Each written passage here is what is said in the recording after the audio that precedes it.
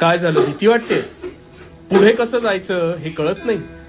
मग आता मन लावून शांत चित्ताने मी जे सांगतोय ते ऐक. अरे ही भीतीच तुझे खरे सामर्थ्य नष्ट करते आणि हे तुझ्या कळत नकळत होतं.